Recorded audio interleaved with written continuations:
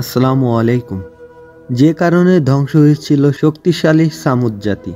পৃথিবীর মধ্যে একসময় সামুদ জাতি অর্থশীল ও শক্তিশালী ছিল। তাদের সুখ শান্তি কোনো কিছুর কমতি ছিল না। তারা বড় বড় প্রাসাদ ও পাহাড় কেটে দালান কোঠা নির্মাণ করত।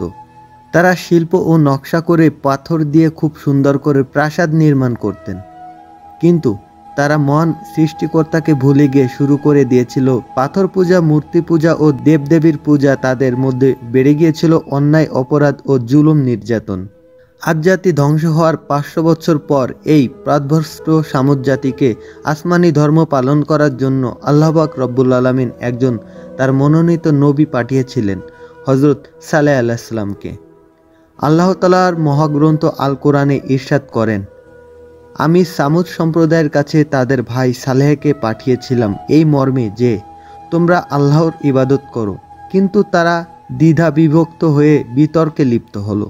হযরত সালেহ আলাইহিস সালাম সামুদ জাতিকে আল্লাহর প্রতি ঈমান আনার জন্য অনেকবার চেষ্টা করেছিলেন, কিন্তু তারা কোনোভাবেই তাদের নবীর কথা শুনল না ও মানল না। অল্প কিছু লোক ঈমান আনে আর কেউ ঈমান আনেননি। হযরত সালেহ আলাইহিস সালাম তাদেরকে বারবার আসমানি ধর্মের প্রতি দাওয়াত দেন ও বোঝানোর চেষ্টা করেন। এক পর্যায়ে হযরত সালেহ আলাইহিস সালামের আহ্বানের জবাবে তারা বলল, তুমি আমাদের মতো একজন সাধারণ মানুষ ছাড়া অন্য কিছু নও এবং মানুষ কখনো নবী রাসূল হতে পারে না। অতএব তুমি কোনো না কোনো একটি মুজিজা দেখাও যদি তুমি সত্যবাদী থাকো। হযরত সালেহ আলাইহিস সালাম বলেন, তোমরা কি ধরনের মুজিজা দেখতে চাও? তারা বলল, ওই পাহাড়টির মধ্য থেকে একটি উটনি বের হয়ে আসবে আর তা তখনই একটি বাচ্চা প্রসব করবে এবং রীতিমতো তাকে দুগ্ধপান করাবে। এরূপ ঘটনা দেখতে পারলে তবেই বুঝবে যে তুমি আল্লাহর সত্য নবী। এমন মুহূর্তে ফেরেশতা জিবরাইল আলাইহিস সালাম এসে তাকে বললেন, হে আল্লাহর নবী, আপনি তাদের কাছ থেকে একটি ওয়াদা আদায় করুন যে তারা যেন ঈমান আনে। তারপর হযরত সালেহ আলাইহিস সালাম তাদেরকে এই ওয়াদা করলেন। হযরত সালেহ আলাইহিস সালাম আল্লাহর দরবারে দোয়া করলেন। সাথে সাথে একটি সুন্দর উট ওই পাহাড়ের ভিতর থেকে বের হয়ে এলো। এরকম সুন্দর উটনি কেউ কখনো দেখেনি। উটনি বের হওয়ার মাত্র একটি অতি সুন্দর বাচ্চা প্রসব করল এবং সাথে সাথে নিকটবর্তী চরণভূমিতে ঘাস খেতে শুরু করলো। মহাগ্রন্থ আল কোরআনে আল্লাহ পাক বলেন, আর হে আমার কওম, এটি হচ্ছে আল্লাহর উষ্টি যা তোমাদের জন্য নিদর্শন। অতএব ওকে ছেড়ে দাও যেন আল্লাহর জমিনে চড়ে খায়, আর ওকে খারাপ উদ্দেশ্যে স্পর্শ করো না, অন্যথায় তোমাদেরকে আকস্মিক শাস্তি এসে পাকড়াও করতে পারে। সূরা হুদ আয়াত 64। আল্লাহর কি অপার মহিমা! ঘটনাক্রমে ওই মাসে 10 জন মহিলা 10টি পুত্র সন্তান প্রসব করল। তারা সবাই হযরত সাল্লাল্লাহু আলাইহি সাল্লামের উক্তি শুনেছিল। সুতরাং 9 জন মহিলা নিজ নিজ সন্তান মেরে ফেলল, কিন্তু একজন মহিলা তার সন্তান মেরে ফেলল না, বরং তাকে সে আদর যত্নে লালন পালন করতে লাগলো। ছেলেটি অত্যন্ত হষ্টপুষ্ট ও শক্তিশালী হলো। ওই ছেলেটির নাম রাখা হয়েছিল কেদার। তাদের অত্যন্ত ক্ষোভ এবং বিরক্ত জন্মে গেল হযরত সাল্লাল্লাহু আলাইহি সাল্লামের উপরে। তারা বলতে লাগলো, আমরা খালি খালি হযরত সাল্লাল্লাহু আলাইহি সাল্লামের কথায় বিশ্বাস করে নিজের সন্তান হারালাম। ওই মহিলার ক্ষোভ এবার প্রতিহিংসার রূপ পরিগ্রহ করল। তাদের কথাবার্তা শুনে অনেকেরই আস্থা ও বিশ্বাস হযরত সাল্লাল্লাহু আলাইহি সাল্লামের উপর থেকে কমে গেল।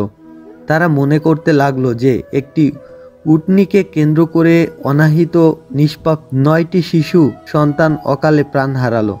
সুতরাং তাদের অনেকেই এরূপভাবে প্রতিজ্ঞাবদ্ধ হলো যে ওই উটনিকে তারা হত্যা করে ফেলবে।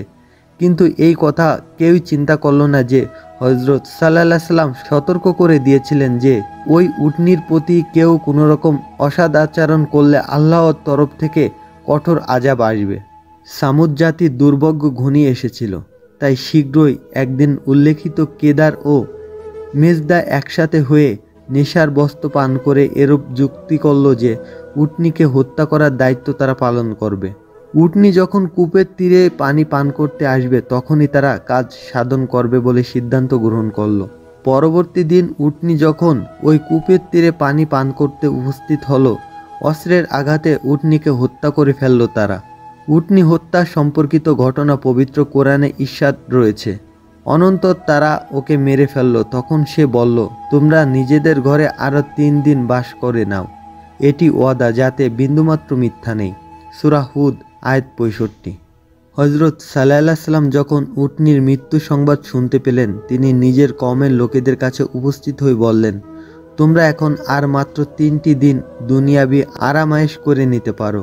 3 দিনের প্রথম দিন তোমাদের সবার চেহারা সবুজ রং হয়ে যাবে, দ্বিতীয় দিন তা লাল রং ধারণ করবে, আর তৃতীয় দিন তোমাদের মুখমণ্ডল ও সারা দেহ ঘোর কালো রঙের হয়ে যাবে। তারপর পরবর্তী দিনে তোমাদের প্রতি নেমে আসবে আল্লাহ তাআলার তরফ থেকে গজব। হযরত সাল্লাল্লাহু আলাইহি সাল্লাম বর্ণিত এই ধ্বংসের নিদর্শন যখন প্রকাশ পেল, তখন যারা ওই হত্যায় প্রত্যক্ষ ভূমিকা গ্রহণ করেছিল তারা হযরত সাল্লাল্লাহু আলাইহি সাল্লামকে হত্যার উদ্দেশ্যে তার ঘরে যাত্রা করল, কিন্তু ইতিমধ্যে তাদের উপর আল্লাহর গজব পৌঁছে গেল। তখন আর নবীকে হত্যা করা তো দূরের কথা, নিজেদের বাঁচানোর চিন্তায় অস্থির হয়ে পড়ল তারা আবার দৌড়ে গিয়ে যার যার ঘরে আশ্রয় নিল। কিন্তু আল্লাহর নির্দেশে ফেরেশতা জিবরাইল আলাইহিস সালাম তখন ভয়ঙ্কর রূপ ধারণ করেছিলেন। তিনি সামুদ জাতির লোকেদের ঘরগুলোকে ধরে সামান্য নাড়া দিলেন, আর তাতেই সেগুলো সব ভেঙে চুরে একাকার হয়ে গেল। অতঃপর হযরত জিবরাইল আলাইহিস সালাম এমন এক প্রচণ্ড হুঙ্কার দিলেন, যা হৃদয় ফাটানো আওয়াজে সব লোক অজ্ঞান হয়ে পড়ল এবং সাথে সাথে তারা মাটির মধ্যে পড়ে গিয়ে চিরদিনের জন্য বিলুপ্ত হয়ে গেল। তাদের আর কোনো চিহ্ন অবশিষ্ট রইল না।